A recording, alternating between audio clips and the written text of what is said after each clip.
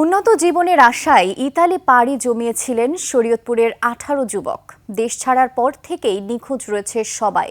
দুই দালালের খপ্পরে পড়ে সর্বশান্ত হয়েছেন ভুক্তভোগীদের পরিবার। শরীয়তপুর প্রতিনিধি আবুল বাশারের তথ্যচিত্রের ডেস্ক রিপোর্ট। শরীয়তপুরে বিভিন্ন এলাকায় যুবকদের ভাগ্য বদলে ইতালি নিয়ে যাওয়ার স্বপ্ন দেখায় সংঘবদ্ধ দালাল চক্র। তাদের পাতানো ফাঁদে পা দিয়ে 18 যুবকের বাড়িতে এখন শুধুই মাতম। দালালের মাধ্যমে লিবিয়া থেকে ভূমধ্যসাগর পাড়ি দিয়ে ইতালি যেতে গিয়ে 8 মাস ধরে খোঁজ নেই তাদের।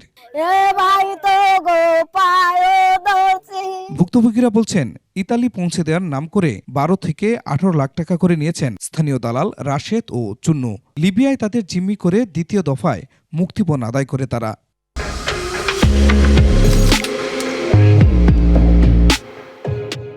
ইটালির কথা বললে নিছে, ইটালির কথা বললে লিবিয়া পর্যন্ত নিয়ে লিবিয়ার ওখান থেকে মার্চের 22 তারিখেই নিখোঁজ।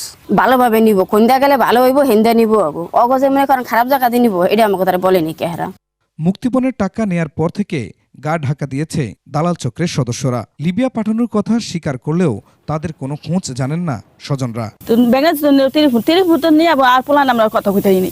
এই যে পোলান হাতের মোবাইল নিছে, আগে নিছে পোলান হাতের মোবাইল নিয়ে পোলান কোন আন কি করছে আমরা আর কইতাই নি স্যার। আমার ছেলে কত আমার দেওরের লেগে আবার পইরা যেতেছে বেশি, প্রতিটা রাইতে আবার কান্না করি, আবার দেওরের লেগে কই আল্লাহ ওরে ফিরাই দাও, আল্লাহ ওরে ফিরাই দাও।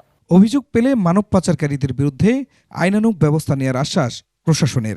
যদিও আমাদের কাছে কেউ এখনো আসেনি, বা তারপর আমরা কাজ করছি, আমরা গোপনে তাদের বিরুদ্ধে তথ্য সংগ্রহ করছি এবং কারা কারা মানব পাচারকারী এদের বিষয়ে আমরা তথ্য নিচ্ছি। অভিযোগ পেলে মানব পাচারকারীদের শাস্তি ও নিখোঁজ সদস্যদের সন্ধান পেতে সরকারের কাছে দাবি জানিয়েছে ভুক্তভোগী পরিবারগুলো। খুরশিদ আলম মুকুল, ডেস্ক রিপোর্ট, 21 টেলিভিশন।